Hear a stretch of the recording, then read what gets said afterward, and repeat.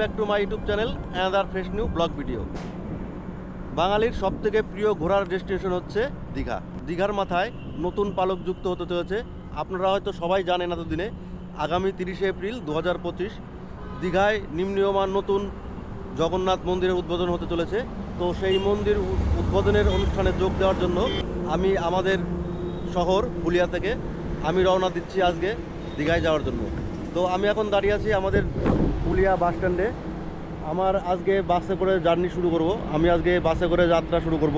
এখন বাজে রাত্রি 11:30, আর 5-10 মিনিটের মধ্যেই আমাদের যে আমি বাসটা বুক করেছি দি জয় রাইড বলে বাসটা, super luxury AC 2x2 seat sleeper এবং নর্মাল চেয়ার কারও আছে। তো সেই বাসে করে আমি আজকে দীঘার জন্য রওনা দিচ্ছি। তো সাথে থাকুন, সমস্ত ডিটেলস থাকবে এই ভিডিওর মধ্যে। এই বাসটা কোথা থেকে ছাড়ে, কখন বাসটা এই ফুলিয়া বাস স্ট্যান্ডে দাঁড়ায়, আর কোথায় কোথায় বাসটা স্টপেজ দেয়, সমস্ত কিছু আপডেটই কিন্তু এই ভিডিওর মধ্যে থাকবে।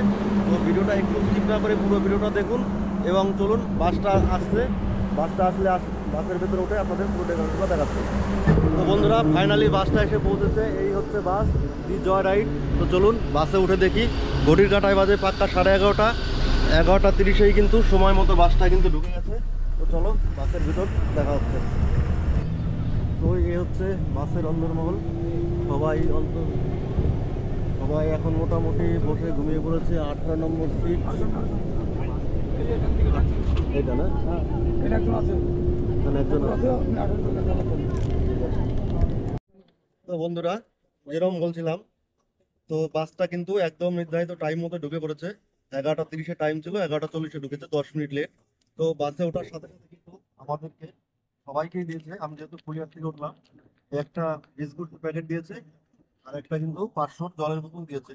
সেটা সাধারণত সমস্ত এরকম একটু লাক্সারি বাসে দিয়ে থাকে, এখানেও কিন্তু দিয়েছে। এখানে দেখতে পাচ্ছেন এটা হচ্ছে ওভার সিট। এখানে কিন্তু যেমন সিটের ব্যবস্থা আছে, পাশাপাশি আছে কিন্তু শোয়ার জায়গাও। এগুলো কিন্তু সমস্ত কিছু শোয়ার জায়গা। তো বাসটা রানিং, এরপরে কোথাও দাঁড়ালে তখন কিন্তু ভালোভাবে ভিডিওটা নিতে পারবো। তো আমার সিট মোট হচ্ছে 18 নম্বর জানলার সিটটা। তো তো উপরে উঠে গিয়ে দেখি, তারপরে বলছি আপনাদের। আমার সিটটা কিন্তু পড়েছে উপরে 18 নম্বর যে সিটটা আছে, আপার স্লিপারে কিন্তু আমার সিটটা পড়েছে। তো বাড়ির থেকে এইমাত্রই খেয়ে দিয়ে বেরোলাম। তো একটুখানি এখন রেস্ট নিয়ে বসে যাই। সিটটা যেহেতু ফাঁকাই আছে, একটুখানি রেস্ট নিয়ে বসে যাই, তারপর নয় আপারে গিয়ে ঘুমানো যাবে। তো চলো সাথে থাকো, আরো ইনফরমেশন থাকবে ভিডিওতে। ঘড়ির কাঁটায় রাত্রি 2টো। এখন আমরা এইমাত্র এসে পৌঁছালাম ধর্মতলা, বা বলতে পারেন এক্সপ্লেনেড। এই হচ্ছে আমাদের গাড়ি। আমি ফুলিয়ার থেকে উঠেছিলাম 11:40-এ। 5টা 2টোয় কিন্তু এই এক্সপ্লেনেডের গাড়িটা দাঁড়িয়ে পড়েছে। তো এখানে 20-25 মিনিট মতো হল্ট আছে গাড়িটা।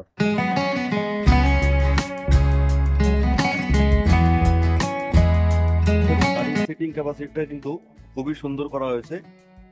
এটা হচ্ছে আপার স্লিপার, একধারে বা হাতে আছে আপার স্লিপার, দুজন করে শুতে পারবেন। এইখানে ডান হাতেও আছে আপার স্লিপার, দুজন করে শুতে পারবেন। আর এখানে বয়স্ক বা বাচ্চাদের কথা মাথায় রেখে এখানে কিন্তু লোয়ার স্লিপারও করা হয়েছে, দুজন করে কিন্তু এখানেও শুতে পারবেন। আর যারা সিটে বসে যেতে চান তাদের জন্য কিন্তু এরকম দুজন করে সিটে বসার জায়গাও আছে। তো এখানে দুজন করে বসেও যেতে পারবেন। আর যারা বাচ্চা বা বয়স্ক আছেন তাদের জন্য কিন্তু লোয়ার স্লিপার আছে। আর যাদের আপার স্লিপারে যাওয়ার ইচ্ছা তারা কিন্তু আপার স্লিপারেও যেতে পারবেন। তো এই হচ্ছে বাসের ডেকোরেশন। খুবই সুন্দর সুসজ্জিত ডেকোরেশন কিন্তু করা হয়েছে বাসে। তো এই বাসের ভাড়াটা সম্বন্ধে এদের কাছ থেকে একটু শুনে নেব, এই বাসের ভাড়াটা কি আছে।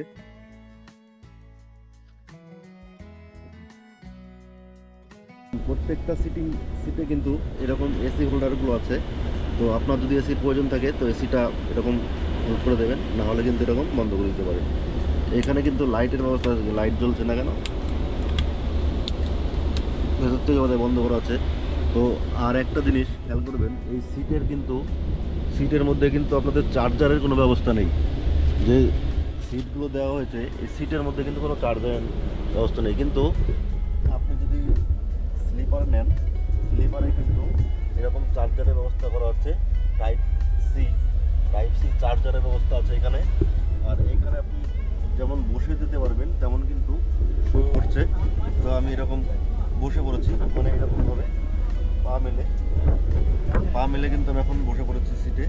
তো এখানে আছে এসি হোল্ডার, এখানে আছে charging point type C charging, আর মাথার উপরেই আছে কিন্তু এসি হোল্ডার। তো এটা আমি যদি এরকম করে দিই হাওয়াটা কিন্তু আমার গায়ে লাগবে, আর বন্ধ করে দিলে কিন্তু বন্ধ হয়ে যাবে। তো এই সিস্টেমগুলো কিন্তু এই বাসটাতে আছে। আর এখানে আছে আপনার ছোটোখাটো ব্যাগ রাখতে পারেন। এইখানে কিন্তু দেওয়া আছে জলের বোতল রাখার জায়গা, এখানে কিন্তু দেওয়া আছে জলের বোতল রাখার জায়গা।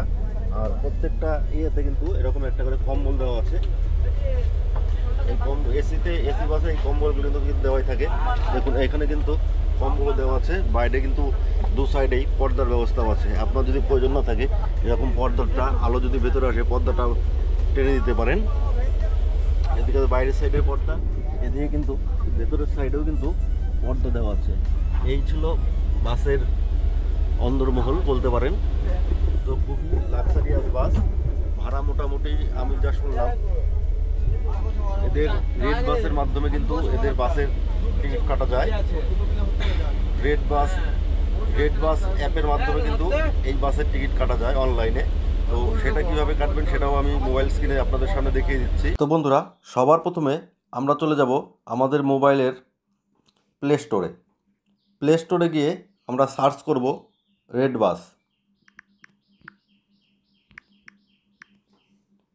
বাস সার্চ করার পরে দেখুন আমাদের এখানে কিন্তু রেড বাস নামে একটা অ্যাপ চলে এসেছে। যেহেতু আমার অ্যাপটা আগে থেকে ইনস্টল করা আছে তাই এখানে আমাকে কিন্তু ওপেন দেখাচ্ছে, নাহলে কিন্তু আপনাদের এইটা দেখাতো, ইনস্টল দেখাতো। তো আমি এই রেড বাস অ্যাপটাকে ওপেন করে নিচ্ছি। রেড বাস ওপেন করে নেওয়ার পরে আমি এখানে ফ্রম কৃষ্ণনগর লিখে দিয়েছি, ফ্রম কৃষ্ণনগর টু দীঘা। যেহেতু এই বাসটা ইসলামপুর থেকে আসে সেহেতু ইসলামপুর থেকেও আপনারা সার্চ করতে পারেন। তো আমি যেহেতু কৃষ্ণনগর থেকে উঠব, বা আমার বাড়ি ফুলিয়া, তো আমি কৃষ্ণনগর লিখে সার্চ করছি, দেখি সার্চে কী দেখায়। আগামী 9 তারিখের ডেট আমি সার্চ করছি। দেখুন আমি যেহেতু জয় রাইডে জার্নি করেছিলাম তো আমি জয় রাইডটা দেখে নিচ্ছি। জয় রাইডে কৃষ্ণনগর টাইম দেখাচ্ছে কিন্তু 11:35। তো এইখানে ভাড়া দেখাচ্ছে 650 টাকা। তো অনলাইনে ভাড়াটা কিন্তু একটু বেশি হয়ে থাকে। তো জেনারেলি আপনারা যদি কন্ট্রাক্টরের নাম্বার নিয়ে ফোন করে সিট বুক করেন তাহলে কিন্তু সেখানে 50 টাকা আপনার কমে যেতে পারে। তো আমি এখানে যদি সার্চ করি দেখুন এইখানে কিন্তু সিট অ্যাভেলেবিলিটি দেখাচ্ছে। তো এইগুলো আপাতত সব সিটই কিন্তু সোল্ড আউট হয়ে গেছে, মানে যেগুলো এই যে ব্ল্যাক চিহ্ন হয়ে আছে সবই কিন্তু সোল্ড। একটা মাত্র সিট পড়ে আছে 650 টাকা। তো আর স্লিপারে অ্যাভেলেবেল আছে একটা দুটো সিট। তো আমি এটা জেনে নিলাম। এরপরে আপনাকে কী করতে হবে, যদি আমি এই সিটটা বুক করি তো এখানে গিয়ে আমাকে একটা ক্লিক করতে হবে, select boarding and dropping point, এখানে আবার একটা ক্লিক করতে হবে।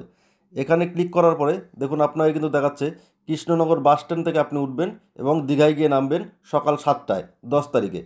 তো এখানে আমি প্রসেস যদি করে দিই, এখানে কিন্তু আপনাকে আপনার মোবাইল নাম্বার, আপনার মোবাইল নম্বর এবং একটা জিমেল দিতে হবে। আর এখানে আপনার নাম, প্যাসেঞ্জারের নাম দিতে হবে। তো এই হচ্ছে আমার ডিটেলস। ইন্স্যুরেন্স যদি আপনি কাটাতে চান তার জন্য কিন্তু এক্সট্রা টাকা আপনাকে ভরতে হবে। তো যাই হোক, এখানে যদি এখন আমি পে করি 650 টাকা কিন্তু আমার অ্যাকাউন্ট থেকে কাটবে। কীভাবে টাকা দিতে পারেন, এখানে আপনি গুগল পের মাধ্যমে দিতে পারবেন, ইউপিআইয়ের মাধ্যমে দিতে পারবেন। তো সেটা আপনার নিজস্ব ব্যক্তিগত ব্যাপার। এইভাবে কিন্তু আপনারা এখান থেকে বাসের টিকিট বুক করতে পারবেন। এবার আপনাদেরকে এই বাসগুলোর টাইম টেবিল সম্বন্ধে একটু বলে দিই। এছাড়াও কিন্তু আমি যেহেতু জয় রাইডে গেছিলাম, তো জয় রাইডের বাসের টাইম টেবিলটা হচ্ছে সম্ভবত ইসলামপুর থেকে এই বাসটা কিন্তু সন্ধ্যা 6:30 কি 7টা নাগাদ ছাড়ে। তো এটা কন্ট্রাক্টরের সঙ্গে যোগাযোগ করে জেনে নেবেন। তো কৃষ্ণনগর থেকে যেহেতু আমরা বুক করছি আজকে, তো কৃষ্ণনগরের থেকে এই জয় রাইডের টাইমিং হচ্ছে রাত্রি 10:35 এবং এইটা ফুলিয়ায় ঢুকবে রাত্রি 11:40, রানাঘাটে ঢুকবে রাত্রি 11:50 এবং চাকদায় ঢুকবে রাত্রি 12:05। এরপরে বারাসাতে হল্ট দেবে রাত্রি 1:05 এবং সর্বশেষ ধর্মতলা বা এক্সপ্লেনেডে কিন্তু দাঁড়াবে 2টোর সময়। এবার 2টোর সময় দাঁড়িয়ে এই গাড়িটা কিন্তু 2:20 থেকে 2:30 নাগাদ কিন্তু ওখানে 20-25 মিনিট মতো একটা হল্ট করে। যেহেতু ধর্মতলা একটা বড় স্টেশন, সেখান থেকে প্যাসেঞ্জার অনেক তোলা নামা হয়, ওঠানামা করে। তো সেই কারণে ধর্মতলায় কিন্তু 20-25 মিনিট মতো হল্ট দেওয়া হয়। এরপরের হল্ট কিন্তু হচ্ছে কোলাঘাট, এবং তারপরে সর্বশেষ হল্ট কিন্তু একদম দীঘাতে গিয়ে সকাল 7টার সময় কিন্তু দীঘাতে পৌঁছায়। এই হচ্ছে দি জয় রাইডের টাইম টেবিল। এছাড়াও কিন্তু আপনারা কৃষ্ণনগর বা বলতে পারেন ইসলামপুর, ডোমকল, করিমপুর থেকে কিন্তু আরও অ্যাভেলেবেল কিছু বাস আছে, বাস সার্ভিস আছে। সেগুলো হচ্ছে আরাধনা বাস সার্ভিস, সেটাও কিন্তু কৃষ্ণনগর থেকে রাত্রি 10:55 ছাড়ে। এবং এরপর আছে আরাধনার আরেকটি বাস, যেটি রাত্রি 11:50 কৃষ্ণনগর থেকে ছাড়ে। এরপরে আছে আরাধনা ট্রাভেল, এটাও রাত্রি 11:59 কৃষ্ণনগর থেকে ছাড়ে। মানে এখানে সার্চ করলে আপনারা কিন্তু পরপর অনেকগুলো বাস দেখতে পাবেন। তো প্রত্যেকটারই আলাদা আলাদা করে বলা সম্ভব নয়। তো আপনারা যদি রেড বাসের মাধ্যমে টিকিট কাটতে চান, তো এই রেড বাস অ্যাপে এসে এগুলো সার্চ করে নিয়ে দেখে নিতে পারেন। আমি স্পেশালি আজকে জয় রাইডে গিয়েছিলাম, তাই জয় রাইডের উপরে আমি ভিডিওটা করছি। তো জয় রাইডের টাইম টেবিলটা আমি বলে দিলাম। তো এবার আপনারা আপনাদের সুবিধা মতো এলাকা থেকে টিকিট অনলাইনে কেটে নিতে পারেন, বা কন্ট্রাক্টরের নাম্বারও দিয়ে দিচ্ছি, সেই ভাব মতো আপনারা টিকিট কেটে নিতে পারেন। রেড বাস থেকে যদি এই বাসের টিকিট বুক করেন, তাহলে ইসলামপুর থেকে সন্ধ্যা 6:30 এই বাসটা ছেড়ে আসে এবং দীঘায় পৌঁছায় সকাল 6টা থেকে 7টার মধ্যে।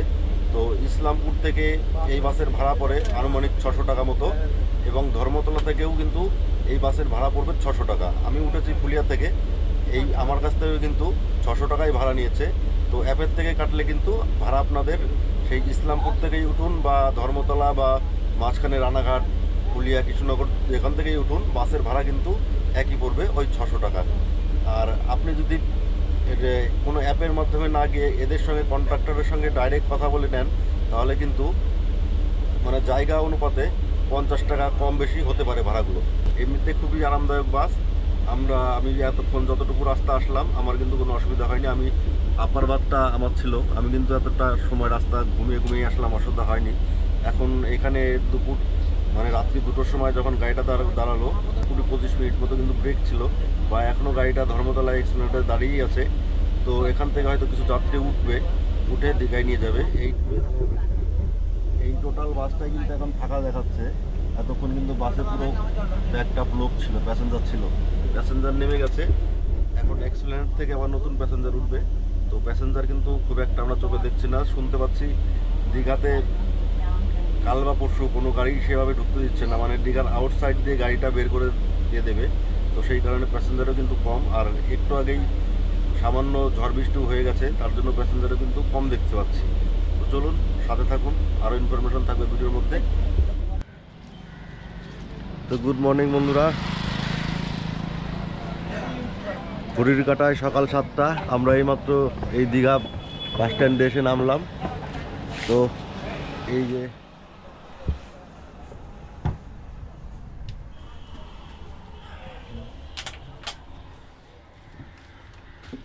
একটু কাগজে লিখে দাও কোথায় কোথায় আছে। যেমন বলেছিলাম সকাল 7টায় আমাদের এই দীঘা বাস স্ট্যান্ডে নামানোর কথা, আমরা কিন্তু এই সকাল 7টায় নেমে পড়েছি একদম কাটায় কাটায়। তো গাড়িটা দাঁড়িয়েছে দীঘা ওল্ড দীঘা পার করে, এটা কি বলে, নিউ দীঘার জাহাজবাড়ির সামনে। তো গাড়ির রেস্ট্রিকশন আছে এই 2-3 দিন, মানে ওল্ড দীঘার ভেতর দিয়ে গাড়িতে যেতে দিচ্ছে না। তো যাই হোক, এখান থেকে আমাদের টোটো করে যেতে হবে, তাই তো।